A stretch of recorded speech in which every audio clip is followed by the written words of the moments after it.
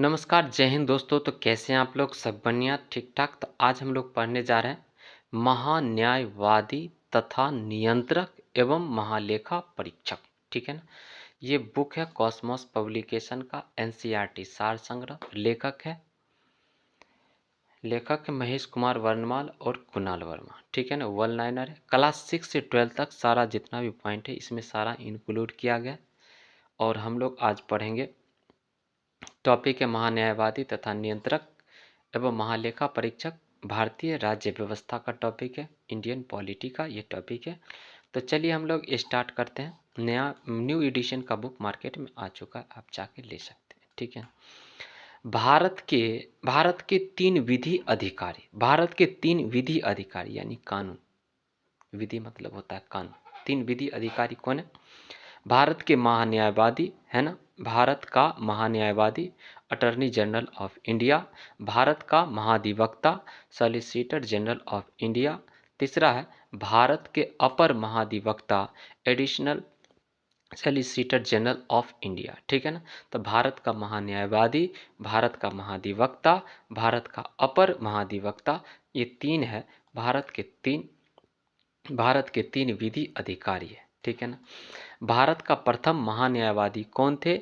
भारत का प्रथम महान्यायवादी कौन था? M C Setalvad. M C Setalvad, याद हो गया। भारत का प्रथम महान्यायवादी कौन था? एम सी शीतलवाड़ है ना। भारत सरकार को कानूनी विषयों पर परामर्श कौन देता है? महान्यायवादी अटॉर्नी जनरल देता है। भारत का सर्वोच्च विधि अधिकारी कौन होता है? भारत का महान्यायवादी। भारत का सर्वोच्च विधि अधिकारी कौन होता है? भारत का महान्यायवादी। भारत का महान्यायवादी किसका विधि सलाहकार होता है? भारत सरकार का। भारत का महान्यायवादी किसका विधि सलाहकार होता है? भारत सरकार का। भारत का महान्यायवादी किसका विधि सलाहकार होता है? भारत सरकार का। भारत का महान्यायवादी किसका विधि सलाहकार होता है? भारत सरकार का सलाहकार होता है। अगला देखते हैं हम लोग, राष्ट्रपति द्वारा महान्यायवादी को सौंपे गए कार्य। राष्ट्रपति द्वारा महान्यायवादी को सौंपे गए कार्य कौन कौन से हैं? भारत सरकार से संबंधित मामलों को लेकर उच्चतम न्यायालय में भारत सरकार की ओर से पेश होना। संविधान के अनुच्छेद 143 के अंतर्गत राष्ट्रपति की ओर से उच्चतम न्यायालय में भारत सरकार का प्रतिनिधित्व करना। सरकार से संबंधित किसी मामले में उच्च न्यायालय में सुनवाई का अधिकार। ठीक है ना। किसका है? महान्यायवादी का अधिकार है। अनुच्छेद 76 का 4 के अनुसार महान्यायवादी किसके प्रसाद पर्यंत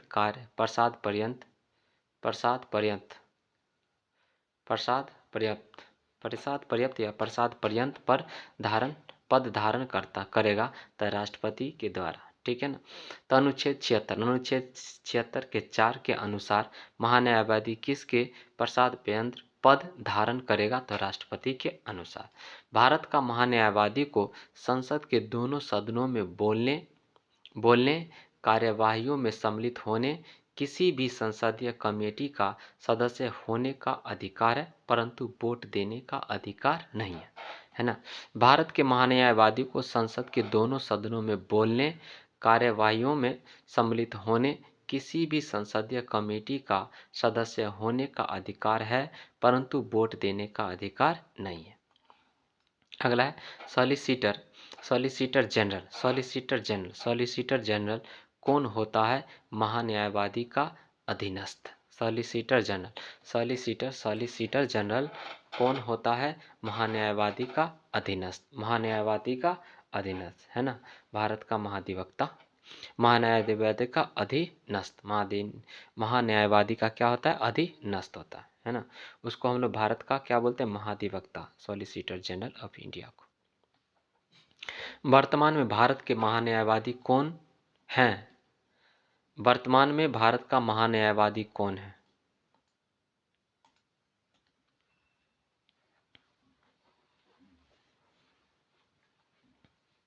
वर्तमान में भारत का महान्यायवादी कौन है? तो आर वेंकट रमनी, आर वेंकट रमनी, ठीक है ना। तो आर वेंकट रमनी क्या है? भारत में भारत के महान्यायवादी है, ठीक है ना, जो वर्तमान में है आर वेंकट रमनी। महान्यायवादी का पद संविधान के अनुच्छेद 76 के अंतर्गत एक संवैधानिक पद है, जबकि महाधिवक्ता का पद संवैधानिक न होकर मात्र वैधानिक है, ठीक है ना। महान्यायवादी का पद संविधान के अनुच्छेद 76 के अंतर्गत एक संवैधानिक पद है, एक संवैधानिक पद है, जबकि महाधिवक्ता का पद संवैधानिक न होकर मात्र संवैधानिक है, ठीक है। अगला देखते हैं, भारत का प्रथम नियंत्रक एवं महालेखा परीक्षक कौन थे? V Narahari Rao, V Narahari Rao, V Narahari Rao थे, ठीक है ना। भारत के प्रथम नियंत्रक एवं महालेखा परीक्षक कौन थे? वी नरहरि राव थे। राज्य सरकार को कानूनी विषयों पर कौन परामर्श देता है? महाधिवक्ता, महाधिवक्ता देता है। राज्य सरकार को कानूनी विषयों पर कौन परामर्श देता है? महाधिवक्ता देता है। संसद की लोक सेवा समिति, संसद की लोक सेवा समिति की बैठकों में कौन उपस्थित होता है? संसद की लोक सेवा समिति की बैठक में कौन उपस्थित होता है?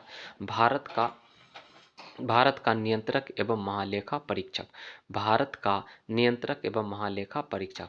भारत के नियंत्रक एवं महालेखा परीक्षक सीएजी के पद का सृजन किसके द्वारा किया गया है? तो संविधान द्वारा किया गया है।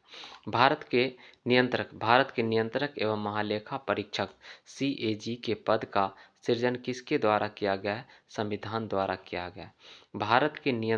भारत के नियंत्रक एवं महालेखा परीक्षक का कार्यकाल कितना होता है? तो 6 वर्ष का होता है, 6 वर्ष का होता है। भारत का नियंत्रक एवं महालेखा परीक्षक किसका मार्गदर्शक होता है? भारत का नियंत्रक एवं महालेखा परीक्षक किसका मार्गदर्शक होता है? तो लोक लेखा समिति का। नियंत्रक एवं महालेखा परीक्षक को लोक निधि का मुख्य अभिभावक कहा जाता है ना। नियंत्रक एवं महालेखा परीक्षक को लोक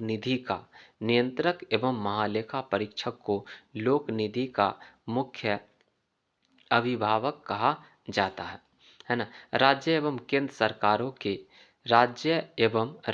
केंद्र सरकारों के सभी खर्चों की वित्तीय जांच कौन करता है?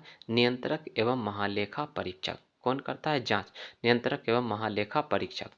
नियंत्रक एवं महालेखाकार के पेंशन व भत्ते किस पर भारित होता है? नियंत्रक एवं महालेखाकार के पेंशन व भत्ते किस पर भारित होता है? भारत की संचित निधि पर। नियंत्रक एवं महालेखाकार के पेंशन व भत्ते किस पर भारित होता है? तो भारत की संचित निधि पर भारित होता है। अगला देखते हैं, भारत के नियंत्रक एवं महालेखा परीक्षक से संबंधित अनुच्छेद कौन कौन है? 148 अनुच्छेद नंबर 148 क्या बोलता है? भारत के नियंत्रक एवं महालेखा परीक्षक की नियुक्ति एवं पद मुक्ति, है ना। तो अनुच्छेद 148 क्या बोलता है? भारत के नियंत्रक एवं महालेखा परीक्षक की नियुक्ति एवं पद मुक्ति की बात करता है अनुच्छेद 148। अनुच्छेद 149 क्या बोलता है? नियंत्रक एवं महालेखा परीक्षक के कार्य एवं शक्तियां के बारे में बोलता है अनुच्छेद 149। नियंत्रक एवं महालेखा परीक्षक के कार्य एवं शक्तियां का वर्णन किसमें है? अनुच्छेद 149 में। अनुच्छेद 150 में क्या कौन सा विषय दिया गया है? संघ तथा राज्यों के लेख प्रारूपों के संबंध में राष्ट्रपति को सलाह, है ना। तो अनुच्छेद 150 का क्या विषय है? संघ तथा राज्यों के लेखा प्रारूपों के संबंध में राष्ट्रपति को सलाह, है ना। अनुच्छेद 150 में कहा गया। अनुच्छेद 151 में क्या क्या? अंकेक्षण प्रतिवेदन रिपोर्ट की बात कहा गया किसमें? अनुच्छेद 151 में कहा गया। नियंत्रक एवं महालेखा परीक्षक अवकाश प्राप्ति के पश्चात कोई भी सरकारी पद धारण नहीं कर सकता है ना। उसके क्या है, नियंत्रक एवं महालेखा परीक्षक अवकाश प्राप्ति के पश्चात कोई भी सरकारी पद धारण नहीं कर सकता है, ठीक है ना। तो आज का एपिसोड हम लोग यहीं पर रखते हैं, फिर हम लोग नेक्स्ट एपिसोड में संसद पार्लियामेंट्स के बारे में पढ़ेंगे। तब तक के लिए आज का एपिसोड यहीं तक। Bye, take care, love you, नमस्कार, जय हिंद दोस्तों।